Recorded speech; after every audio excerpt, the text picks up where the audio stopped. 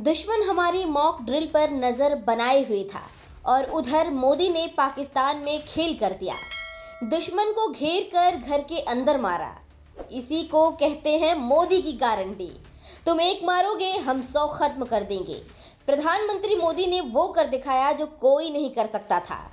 26/11 हो या पुलवामा, उरी हो या श्रीनगर, प्रधानमंत्री मोदी ने 25 मिनट में 25 साल का बदला ले लिया। जी हां, पाकिस्तान के 2000 आतंकवादी मार गिराए और लगभग 3000 आतंकी गंभीर रूप से घायल होने की खबर है उनकी।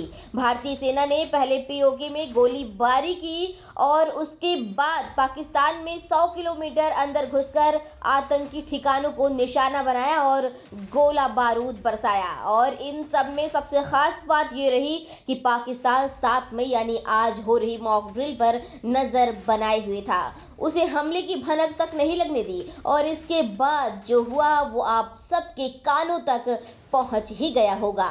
बता दें कि 6 से 7 मई के दरमियानी रात को 1:05 से लेकर 1:30 यानी कि 1:30 बजे तक सशस्त्र बलों ने ऑपरेशन सिंदूर को अंजाम दिया। जी हां, 25 मिनट के इस ऑपरेशन में 24 मिसाइलों के जरिए 9 आतंकी शिविरों को ध्वस्त कर दिया गया। इन 9 ठिकानों में से 5 पाकिस्तान की कब्जे वाली कश्मीर में थे, वहीं 4 पाकिस्तान में थे। इन ठिकानों में आतंकियों को भर्ती किया जाता था, उन्हें प्रशिक्षित किया जाता था, उनके दिमाग में जहर भरा जाता था। ऑपरेशन सिंदूर में खास ध्यान रखा गया कि पाकिस्तान के रिहायशी इलाकों और आम नागरिकों को नुकसान न पहुंचे। इस पराक्रम के तहत नष्ट किए गए आतंकी ठिकानों के बारे में हम सिलसिलेवार तरीके से आपको बताते हैं। पाकिस्तान में जब सब सो रहे थे तब हमारे जाबाज 26 जानों का बदला लेने के लिए पाकिस्तान पर हमला करने के लिए फाइटर प्लेन में चढ़ रहे थे। पाकिस्तान को भारत के इस कदम की जरा भी भनक नहीं लगी। भारतीय सेना के वीर जवानों ने सबसे पहला निशाना सवाई नाला कैंप को बनाया, जो कि मुजफ्फराबाद पीओके में है और भारतीय नियंत्रण रेखा से 30 किलोमीटर दूर है। यह लश्कर-ए-तैयबा की आतंक की फैक्ट्री है। 2024 में सोनमर्ग और गुलमर्ग में हुए आतंकी हमलों के साथ साथ पहलगाम में 22 अप्रैल 2025 को पर्यटकों पर हुए हमले को अंजाम देने आए आतंकियों ने इस शिविर में प्रशिक्षण लिया था। यह आतंकी शिविर 2000 में शुरू हुआ था। पाकिस्तान की फौज और आईएसआई के ऊपर अक्सर यहां आते जाते थे। दूसरा निशाना मरकज सैदना बिलाल कैंप मुजफ्फराबाद पीओके को बनाया। यहां जैश ए मोहम्मद का आतंकी कैंप है। यहां हथियार विस्फोटक रखे जाते थे। यहां आतंकियों को घने जंगलों में जिंदा रहने का प्रशिक्षण दिया जाता था। पाकिस्तानी सेना का स्पेशल सर्विसेज ग्रुप यहां पर आतंकियों को ट्रेनिंग देने आता था। तीसरा निशाना गुलपुर कैंप कोटली पीओके को बनाया गया। ये कैंप नियंत्रण रेखा से 30 किलोमीटर की दूरी पर है। यहाँ लश्कर-ए-तैयबा का कैंप है। राजौरी और पुंछ में सक्रिय आतंकी इसी कैंप से प्रशिक्षण प्राप्त करते थे। पुंछ में 20 अप्रैल 2023 को हुए हमले और रियासी में 9 जून 2024 को तीर्थयात्रियों पर हमला करने आए आतंकियों ने भी यहीं से ट्रेनिंग ली थी। चौथा हमला बरनाला कैंप भीमबेर पीओके पर हुआ। ये कैंप नियंत्रण रेखा से महज 9 किलोमीटर की दूरी पर था। ये कैंप को लश्कर-ए-तैयबा के आतंकी चलाते थे। यहाँ हथियार आईईडी रखे जाते थे।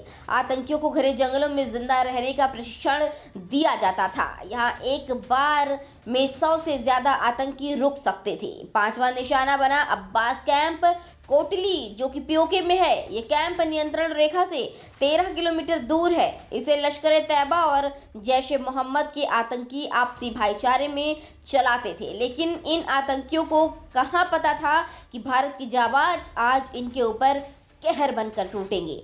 इस कैंप में लश्कर के फिदायीन दस्ते तैयार किए जाते थे। एक बार में 15 आतंकियों को प्रशिक्षण देने लायक जगह थी।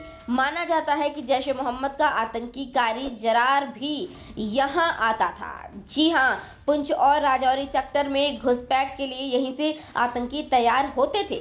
छठा निशाना बना सर्जिल कैंप, जो कि सियालकोट पाकिस्तान में है और ये कैंप अंतर्राष्ट्रीय सीमा से महज 6 किलोमीटर दूर है। इस कैंप को जैश ए मोहम्मद के आतंकी चलाते थे। मार्च 2025 में जम्मू कश्मीर पुलिस के जवानों की जिन आतंकियों ने हत्या की उन्होंने यही ट्रेनिंग हासिल की थी। जैश का आतंकी अब्दुल रऊफ असगर इस कैंप को चलाता था। यहीं पर आतंकियों को सुरंगें खोदना सिखाया जाता था। यहीं से आतंकी ड्रोन के जरिए हथियार और नशे की खेप भारत में भेज रहे थे। 7वां निशाना बना महमूना जोया कैंप, जो कि सियालकोट पाकिस्तान में है। ये आतंकी कैंप अंतर्राष्ट्रीय सीमा से 12 से 18 किलोमीटर दूर है। इस कैंप को हिजबुल मुजाहिदीन के आतंकी चलाते थे। यहीं से प्रशिक्षण लेने के बाद आतंकी जम्मू और कठुआ में घुसपैठ करते हैं। पठानकोट एयरबेस पर हुए हमले की साजिश यहीं रची गई थी। ये कैंप एक स्वास्थ्य केंद्र की आड़ में चल रहा था। जम्मू में आतंकी हमलों को अंजाम देने वाला इरफान टांडा इस कैंप को चलाता था। 8वां निशाना बना मरकज तैयबा कैंप, जो कि मुरेद के पाकिस्तान में है। जी हाँ, ये कैंप अंतर्राष्ट्रीय सीमा से 18 से 25 किलोमीटर दूर है। बता दें कि इसको लश्कर तैयबा आतंकी संगठन चलाता था। जी हाँ, पाकिस्तान के अंदर मौजूद सबसे बड़े आतंकी ठिकानों में से एक।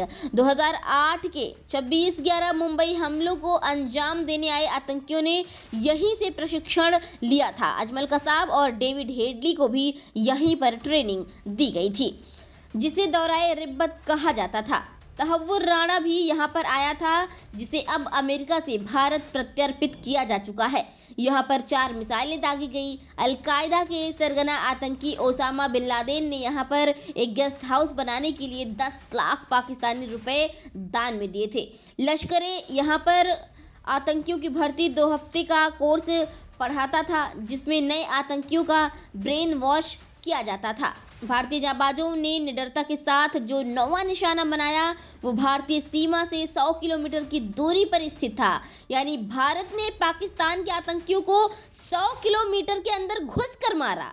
जी हाँ, इस हमले की सबसे खास बात ये थी कि यहाँ जैश-ए मोहम्मद का मुख्यालय था। इसलिए बोल रहे हैं क्योंकि भारतीय जाबाजों ने उसे नस्तनाबूद कर दिया। हम इसलिए बोल रहे हैं यहाँ आतंकियों के हेडक्वार्टर को तबाह कर दिया गया है। आतंकियों को सोचने भर का समय नहीं दिया गया। इस मुख्यालय का काम था कि यहाँ पर लोगों को भड़काकर उन्हें आतंकी बनाना। भर्ती के बाद उन्हें प्रशिक्षण दिया जाता था। आतंकी सरगना अक्सर यहाँ आते थे। फरवरी 2019 के पुलवामा हमले की साजिश यहीं से रची गई थी। इसी परिसर में जैश-ए मोहम्मद के सरगना मसूद अजहर और उसके भाई असगर के घर भी थे। मसूद अजहर वही आतंकी हैं जिसे 1999 के कंधार विमान अपहरण मामले के बाद यात्रियों की रिहाई के बदले छोड़ना पड़ा था। बाद में इसने जैश-ए मोहम्मद आतंकी संगठन बनाया। भारतीय जाबाजों ने कांधार विमान हाईजैक से लेकर 26/11 पुलवामा, पहलगाम, उरी इत्यादि सब का बदला एक बार में ही ले लिया। जी हाँ, पाकिस्तान को हमले की जरा भी भनक नहीं लगी और भारत पाकिस्तान के 100 किलोमीटर अंदर घुसकर मार कर आया। अब अगर पाकिस्तान ने भारत के खिलाफ कोई भी साजिश रचने की कोशिश की तो अब आप सोचिए मोदी उसका क्या हाल करेंगे। ब्यूरो रिपोर्ट, खबर 24 एक्सप्रेस, जम्मू कश्मीर।